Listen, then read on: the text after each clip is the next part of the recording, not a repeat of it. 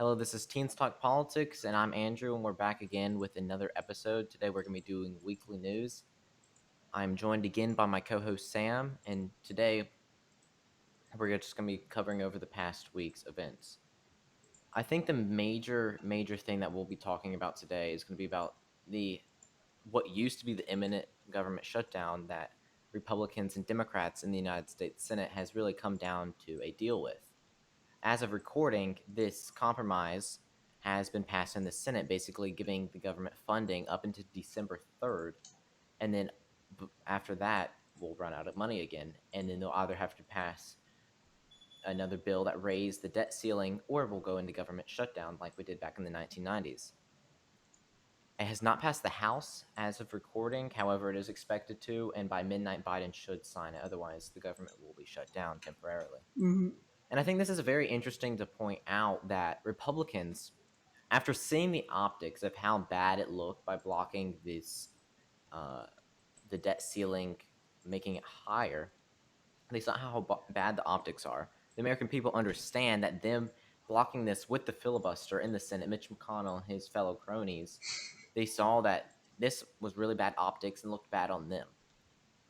They knew because they had previously blocked it, they didn't want to make it seem, in my eyes at least, they didn't want to make it seem like they were caving to the other side. And I think what they did here was they decided to make a completely other deal, basically, another bipartisan deal with the other side as a compromise to make a temporary fix almost until December 3rd, when we'll run out of money again because of our deficit that we have in this country. This is not the best thing that could have happened out of this, but I think it's better than having the entire government shut down. The fact that this is even a threat to the largest economy in the world, that the federal government in the largest economy in the world has a threat of running out of money, that is absurd to think about. And the fact that that's happened several times over the past few years, really, back in the 90s, and of course, famously in 2019 under the Trump administration, the fact that the government shuts down because it runs out of money is just kind of insane to think about. Mitch McConnell, indeed, probably, in my eyes, did cave to the other side. Had the optics not been this bad, I highly doubt he would have wanted to pass a bipartisan deal through to make sure the government did not shut down. Famously, back in the 1990s, when Newt Gingrich was trying to shut down the government because he wasn't going to, basically what happened here, refuse to pass the debt ceiling to be raised in the House with the House Republicans, his goal ultimately was to make Bill Clinton look bad, the president of the United States in the 90s. But that is not what happened. Bill Clinton's popularity actually grew, while Newt Gingrich was the one that was held responsible by the American people for shutting down the government. And I think this is what Republicans fear, and I think we talked about this on Tuesday about how Republicans fear that this is going to happen again to them. They fear that their goal is for Biden to look bad under this, but it might backfire. Republicans in the Senate, particularly the ones that are blocking it, which is a vast majority of them in the Senate, Mitch McConnell and everyone else, who blocked it using the filibuster, only needing 41 votes to block it in the filibuster that the Republicans obviously have in the Senate. And Mitch McConnell was afraid that it was going to look bad on him. And I think he's recovered a little bit from that. I think the fact that he ultimately did fold to the other side by making this bipartisan deal, I think you could make the argument that it still looks bad on Mitch McConnell for not going along with the original deal that makes us be able to fund the government for a long period of time. That's more of a permanent solution. Not really, but it would fix the problem for longer than only 2 months that this temporary bill would be until December 3rd, where the government would run out of money again. And I think it's guaranteed at this point that it will pass the House. We don't know yet. It's most definitely going to be passed by the time this video comes out, and Biden will most definitely have signed it by then unless something crazy happens, and then we'll probably have to edit this video at some point. And I think it's just kind of interesting to see how politicians react to bad optics. I think it's pretty fair to say having a threatening to shut down the government, which technically Mitch McConnell did not do. However, he knew that if he did not pass that bill making the debt ceiling be raised, it would shut down the government. And he still did not vote for that bill. However, he voted for a bipartisan deal as a temporary fix. And unlike Trump back in 2019, who literally said he would be proud to shut down the government, which is a crazy sentence you should never hear a president of the United States say, I think it's very interesting to see how different politicians react to this. Trump Indeed. refused to cave until 35 days after the government had been shut down. And Mitch McConnell got scared off before the government shut down, only hours before the imminent shutdown occurred, or would have occurred at midnight tonight. On the Thursday that we're recording, it would be Friday morning at midnight. Of course, that's not going to happen anymore because this temporary fix, but we'll see what Republicans end up doing back in December, early December, when all this is going to be going down. And we'll really just have to see, will they get a permanent, not permanent, but a long term over the next 2 or so years to fix this problem. The problem's going to be there, but we'll have money to afford to pay federal workers and fund what Biden and his White House want to accomplish during his 4-year term, especially under the next year and a half, less than a year and a half at this point, to fund his agenda while Democrats control the House, the Senate, and the White House, which is unlikely for them to keep the House, as we all And know, after the midterms because of historical knowledge of what's happened in midterms after a presidential year. And I think it's time for Sam to talk because it's been a few minutes. So, Sam, do you have any thoughts so on yeah, this? it's going to be extremely interesting to see how this plays out, especially among the facts of that Mitch McConnell and leaders in the Senate really have to decide what they're going to be able to do. Because as you were talking about earlier, it's interesting to see how it weighs out. Historically, it's not worked too well for these type of people who have tried to fool the American people and tried to turn around and make the president look bad, especially in these debt ceiling scenarios. But it's still interesting. The rewards of this maneuver could be amazing for the Senate, especially further deepening Biden's um, expected losses in the House and maybe even Senate, and it's going to be interesting to see this playoff. It's a gamble, and I know from history that conservatives are pretty good at gambling. Now, it's it's going to be cool to see what happens next. It's going to be almost like a show, Well, especially in December. I think the problem between comparing what happened with Newt Gingrich and what happened with Bill Clinton in the 90s is the media coverage. It's very different. Yeah, I think that's very important to because realize. back in the, I'm going to say it was 70s. Yeah, this early 70s when Nixon, yeah, no, more like mid 70s when Nixon resigned, is because the American people turned on him. And it's because the conservative media coverage wasn't as great as it is today. Because they Conservative wanted to. Republicans didn't just watch conservative media. Most media was bipartisan and saw both point of views, and the American people chose which one was right. Today, if you're a conservative, you're watching conservative media. If you're a liberal, you're watching liberal media. I can guarantee you Fox News rarely puts a Democrat on the show. If they do, they make them look really bad, even if they are saying something that has genuine merit in this argument, regardless of what it is. And I think that's the problem. In the 90s, you had media coverage that was bipartisan, sorry, that are covering both sides of the story. What Republicans are saying with Newt Gingrich, oh, it's Bill Clinton's fault, or with Bill Clinton, oh, it's the House Republicans' fault. Nowadays, Republicans are going to blame Biden. Democrats are going to blame Mitch McConnell and House Republicans that didn't vote for it. And of course, Mitch McConnell and his Senate Republicans that did not vote for it. Because all Well, conservatives nowadays are not watching bipartisan media. They are watching Fox News. They are watching One American News. They're watching Newsmax. And they're going to see Laura Ingraham, Sean Hannity constantly bashing Biden for this when it's not his fault. Biden wants the government to be up and running. Mitch McConnell, Mhm. I think he would rather see the government up and running, but he didn't want to fall to making him look like he's spending just as much as the Democrats are. And that's the Mhm. whole reason that Republicans are blocking this whole operation of raising the debt ceiling in the first place. And I think that's a But really good also, thing to point out is just the media coverage because that really also, does sway the public's view. also something to consider is how, but kind of opposing your argument is how back in, if we're referring to the Nixon era, back when there, and especially during certain times, there's a common enemy to unite against in those times. Like, example, if when the Republicans did not really appreciate what Nixon was doing after the Watergate scandal, they wanted to distance themselves from them. It's too late for that now, in these modern politics, and so it's really up to people. It's really up to people who are just that tight.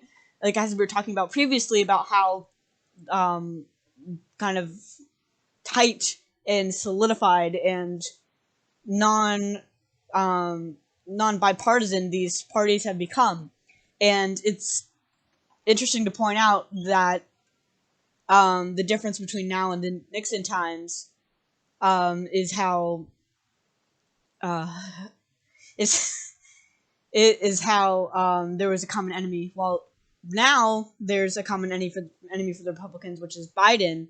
They can't really. They're stuck together, and as you were saying earlier about Mitch McConnell, this and puts both Republicans and Democrats in a tough spot in order to accomplish their goals. I'm sorry, that could have been a bit confusing there. I'm not sure how that's an argument against what I just said, but I think we'll move on. And so I And think the next one we're going to be talking about, I know this is going to be a very short podcast. However, there hasn't been much major stuff that's happened over the week except the compromise in the government shutdown. However, we do want to talk about the Biden White House and what they're trying to do with the Democrat and the Republicans in both the House and the Senate. So something that has happened was Biden did sit down with both Joe Manchin of West Virginia and Krista Sinema of Arizona, the two moderates in the Democratic Party that oftentimes will vote with the Republicans, blocking a lot of what Biden wants to do while he's in office and while he still has a chance to get through his agenda. And basically what they've said is their economic bill, I believe is what they've called it. Basically, they've said that they're not going above $1.5 trillion when I believe the number mhm, was 3.5 trillion that more left wing Ocasio Cortez like Ed Markey, those kind of major progressives in the Democrat Party wanted about $3.5 trillion, which is significantly more than the $1.5 trillion that Joe Manchin and Krista Sinema want. And I can guarantee you, if Joe Manchin's not going to vote for it, I highly doubt more moderate Republicans like Lisa Murkowski or Susan Collins will vote for it. And I think it's very important for it to pass both Joe Manchin and Krista Sinema. Otherwise, it's not getting past the filibuster. But the thing with this is Joe Biden wants it to be bipartisan because he has this. He's known for having a bipartisan deal making ability. He said that he was going to work with Republicans during his campaign, and he's trying to follow through with this promise. But right now, he's not doing a very good job, and it's not his fault. The moment he takes something off his bill to make Republicans vote for it, now we have AOC. She's decided not to vote for the infrastructure bill. And let me see why. It's just, it's very hard at this point for Biden to make any progress. Because if you fold too much to the Republicans, now you've lost your progressives.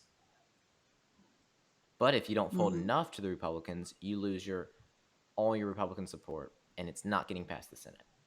So it's very, very hard for the Yeah, Not Obama, Biden administration to deal with at the point that they can't not get any bipartisan deals done because of this very reason, especially when it's so controversial, where it's very hard to compromise, very hard to get a bipartisan bill. mhm. And I think it's going to be very impressive if Biden is able to get anything through that is related to this topic of infrastructure and his economic package, not package, his economic bill. And I think it's going to be very interesting to see what he comes up with, to see with both sides, are they going to agree with this? Are we going to get major conservatives? Highly doubtful. I do not think Ted Cruz is going to vote for anything Biden supports. Versus if Ocasio Cortez and progressives like Bernie Sanders ends up voting for this. Mm-hmm. I Yeah, and so I'm there's possibly a balance to it of whether to do it, but part of me starting to think that there isn't, because if you look at it, you can't, as you were saying earlier, you can't lean too far one way or too far the other. There's no more compromising, and this is super difficult for Biden's agenda, because that's kind of a campaign promise he made, and so and I feel like Republicans know this, and they're doing everything in their power to put Biden in a bad light. Let's make that obvious. State the obvious. But doing this is causing a wreckage that a lot of the people on Capitol Hill, I don't know if are watching. When we need these government workers to get these spending bill down and these infrastructure bills, just so that we can continue with a functioning society, especially after a major pandemic, and we're just working on so many things, and now is not the time for bickering. You said that you don't think people on Capitol Hill understand this, but I think they're pretty clear that that is the case. I think when Biden sits down with these Republicans, he knows that they're doing anything in their power to make him look bad, anything in their power to make him a one-term president. Much how Mitch McConnell wanted to do to Barack Obama back when he was first elected in 2008. So I think you're wrong there. However, I think with the mindset that Biden is going through with this, saying, I've made bipartisan deals while I was in the Senate for however many decades he was in there, a very long period of time, he knows he has a history of being able to strike bipartisan deals. So he's going into this with a mindset of saying, I can do this. I've done it in the past. But I think for other presidents that Mm-hmm. might say, okay, so they want me to fail, because Republicans practically want that at this point. They want Biden to fail so they can shove a Republican into the executive branch in the White House in 2024. And I think it's clear. Everyone on Capitol Hill pretty much knows that. As far as I'm aware, I think you would be closed minded if you don't believe that at this point, especially with all the conservative media about Biden and his negative approval rate at this point. And I just think Biden is doing the best he can with what Republicans are giving him, but he's going to have a really tough job. Yes, it's the president of the United States. Factual. It's supposed to be tough. And when people just don't want to work with you, it makes your job 100 times worse and a lot harder. And that's how it's been in the past. Whether you are from the 90s, whether you're from the 2000s, the 2010s, and then the 2020s now, where we are in our decade, the other side never wants to work with the opposite party when they have a president in the White House. Whether it's Obama with House Republicans back when they won their major red wave landslide in 2010, or whether it's when the House finally turned back in the 1990s to the Republican Party after several decades. And presidents have been able to do it in the past, but not such major bills like this. Something huge, something that's trillions of dollars. And I think it's gonna show a Huge. lot about Biden if he's able to get this through. I think he only has a few more months, really, only 14 or so, probably, maybe more, depending on what happens in the midterms. Because I think once he loses the House, his agenda is gone. There's nothing you can do because the House Republicans are so much more like they're a lot Mm-hmm. more tied to the former president than a lot of the Senate members are. That makes sense. The House members are elected every 2 years. Senate members, it's every six. So it makes sense that they don't have to rely on their approval ratings in their own districts or states as much as House members would. So I think that makes sense in terms of who they just how bipartisan they are, who they end up voting for. But Biden's gonna have a tough job ahead of him, an uphill Mm-hmm. climb, as they would say in the media. And I hope he impresses me. He's done it in the past. I think he can do it again. So, Sam, if you don't have anything to say, we're going to wrap it up. It's only a 20-minute episode, so not that long. But, anyways, thank you for watching. I hope you tune in on Tuesday for the next topic video where we talk about a controversial topic. Anyways, thank you for watching. If you want to see the next weekly news episode, that will be a week from today. Thank you for watching.